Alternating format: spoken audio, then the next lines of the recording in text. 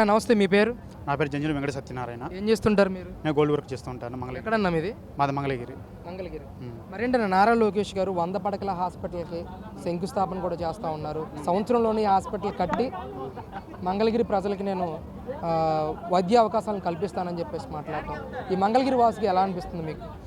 మంగళగిరి వాసులండి, గతంలో మంగళగిరిలో హాస్పిటల్ ఉండేదండి. ఏదో చిన్న చిన్న జ్వరాలకి, దగ్గులు, జలుబులకి ఉండేదే కానీ ఏమైనా చిన్న చిన్న డెలివరీలు కానీ, ఏమైనా కాళ్ళు ఇరిగినా కానీ, ఏమన్నా ప్రమాద శాస్త్రం, ఏమన్నా గుండె ఆపరేషన్ కానీ చేయించుకోవాలంటే గుంటూరు, విజయవాడ పరిసర ప్రాంతాలకి వెళ్ళవలసి వచ్చేది. అలాంటిది ఇప్పుడు మంగళగిరిలో 100 పడకల ఆసుపత్రి లోకేష్ గారు పెట్టడం అనేది చాలా హర్షించదగ్గ విషయం అండి.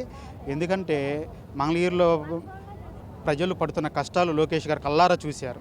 హాస్పిటల్ లేకపోవడము, కార్పొరేట్ శక్తులు ఎక్కువైపోవడము, ఇవన్నీ లోకేష్ గారి దృష్టికి వెళ్ళడము, చూడడము అన్నీ జరిగి ఆయన చలించిపోయి 100 పడకల ఆసుపత్రి మంగళగిరిలో నిర్మించాలని చెప్పేసి ఆయన కంకణం కొట్టుకున్నారండి. అలాగే నిర్మించదగ్గడు రేపు 13వ తారీఖు ఇక్కడ శంకుస్థాపన చేస్తున్నారండి. మంగళగిరి ప్రజలు చాలా సంతోషంగా ఉన్నారు. ఎందుకంటే ఒక అనారోగ్యం వస్తే ఎంతో డబ్బులు ఖర్చు అవుతుంది. ఆ డబ్బులు ఇప్పుడు ఉపశమనం కలిగిందండి ప్రజలకి, మంగళగిరి ప్రజలకి. ముఖ్యంగా చరిత్ర చూస్తే ఇదే మంగళగిరిలో గవర్నమెంట్ హాస్పిటల్ కట్టించింది ఎన్టీ రామారావు గారు అని, ఇప్పుడు మళ్ళీ 100 పడకల హాస్పిటల్ కట్టిస్తుంది ఇదే నియోజకవర్గంలో, ఇదే ప్రాంతంలో నారా లోకేష్ గారు అని చెప్పేసి చరిత్ర చెప్తా ఉంది. ఈ మధ్య మనం సోషల్ మీడియాలో కూడా చూస్తూ ఉన్నాం. ఎలా అనిపిస్తుంది సార్? తాత తర్వాత మనవడు మంగళగిరి అభివృద్ధి కట్టుబడి ఉన్నారంటారా? అవునండి, మంగళగిరి ప్రజలు చాలా అదృష్టవంతులండి.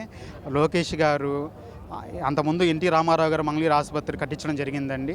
అది కాలక్రమేణా అది ఎవరు అధికారులు కూడా దాన్ని పట్టించుకోక నిర్లక్ష్యంగా వదిలేసేయడం వల్ల నిరుపయోగం ఉండిపోయింది. అది ఇప్పుడు మళ్ళీ లోకేష్ గారు దాన్ని చూసి, దాన్ని హాస్పిటల్ వ్యవస్థ ఎలా ఉంది అని చూసి, అసలు ఇది ఏ మూలంగా పనికిరాదు, ఇది మంగళగిరి ప్రజలకి చాలా ఇబ్బందికరంగా ఉంది, ఇక్కడ ఎటువంటి సౌకర్యాలు లేవు అని చెప్పి లోకేష్ గారు దృష్టించి ఆయన ప్రత్యేకంగా చూసి ఆయన కట్టించడం జరుగుతూ ఉంది. ఇప్పుడు గతంలో ఎన్టీ రామారావు గారు మంగళగిరిని చూసి ఆయన చేసి పెట్టారు.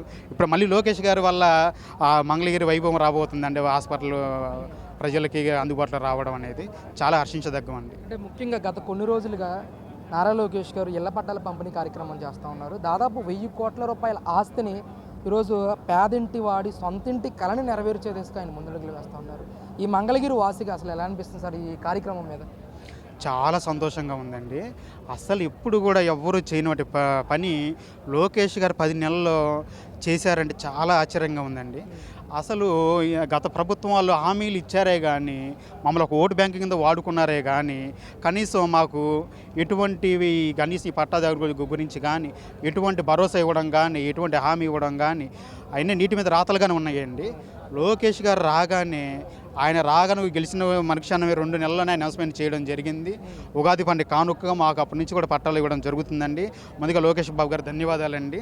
అంటే మీరు గోల్డ్ వర్కర్ అంటూ ఉన్నారు. ఈరోజు స్వర్ణకారులకు కూడా స్వర్ణయుగంలాగా కార్పొరేషన్ తీసుకురావడం కానీ, వాళ్ళకి సంబంధించి కొన్ని హామీలు కూడా ముందుకు తీసుకెళ్తున్నారు లోకేష్ గారు.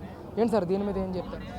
సార్, స్వర్ణకారులు కంటే సార్ ఏంటంటే ఈ ప్రస్తుతం ఉన్న పరిస్థితిలోనూ కార్పొరేషన్స్ ఈ జ్యువెలరీస్ ఎక్కువ అవ్వడం వల్ల సామాన్య స్వర్ణకారుడికి చాలా పని దొరకడం ఇబ్బందిగా ఉంది. ఈ కార్పొరేషన్ ఏర్పాటు వల్ల అవ్వడం వల్ల ఏమిటంటే ప్రతి స్వర్ణకారుడు కూడా పని దొరుకుతుందండి, ఉత్పత్తి దొరుకుతుంది. అంటే పెద్ద హైట్ హబ్ లాగా తయారు చేద్దామని చెప్పేసి నారా లోకేష్ గారు ముందుగా దాన్ని తీసుకెళ్తా ఉన్నారు. ప్రతి ఒక్క స్వర్ణకారుడు పని లేదు మాకు అనే భావన లేకుండా ఇక్కడ పని కల్పించడం ఉద్దేశంతో లోకేష్ గారు బాగా చేస్తున్నారండి.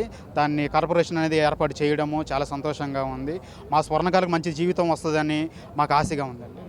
ఏంటి సార్ అసలు 2029లో నారా లోకేష్ని 2019లో ఎలా అయితే ప్రజలు ఓడించారో అలాగే ఓడిస్తారు అని చెప్పేసి కొంతమంది వైసీపీ నాయకులు కామెంట్ చేస్తూ ఉన్నారు. మరి ఈ ప్రాంత వాసిగా ఈ వ్యాఖ్యలను ఎంతవరకు సమర్థిస్తారు మీరు? అంటేనండి, ప్రజల ఓటర్స్ మైండ్ని చెడగొట్టడానికి తప్పించే కానీ అది అంతలో ఏమీ లేదండి. లోకేష్ గారు మొండిగల మనిషి, చెప్పాడంటే చేస్తాడు. ఇక్కడ నిలబడ్డాడు. ఓడిపోయిన చోటే చాలామంది మన పెద్దలు చెప్తూ ఉంటారు, ఓడిన చోటే గెలవాలి అని చెప్పేసి సామెతను లోకేష్ గారు తీసుకొని ఇక్కడ పంతంతో పని చేశారు, గట్టిగా కృషి చేశారు. గతంలో ఉన్న చిన్న చిన్న తప్పులు కూడా సరితీసుకొని ప్రజలకు దగ్గరయ్యి లోకేష్ గారు అఖండ మెజారిటీతో గెలవడం జరిగింది. గెలుస్తారంటారు? మరి ఖచ్చితంగా గెలుస్తారండి. ఇది లోకేష్ గారు కంచుకోట అయిపోయిందండి. హిందూపురంకి నందమూరి ఫ్యామిలీకి ఎట్లాగో, కుప్పం నారావ ఫ్యామిలీకి ఎట్లాగో, ఇది మంగళగిరి కూడాను లోకేష్ బాబు గారికి అలాగే అవుతుందండి. ఆయన కంచుకోట అయిపోయినట్టు అంటే ఇంకా మళ్ళీ గెలుస్తారనే సందేహం మీకు వద్దు, మాకు వద్దు. మంగళగిరిలో ప్రతి కుటుంబానికి పెద్ద కొడుకు, చిన్న కొడుకు, మనవడిగా చూసుకుంటున్నారండి లోకేష్ గారిని.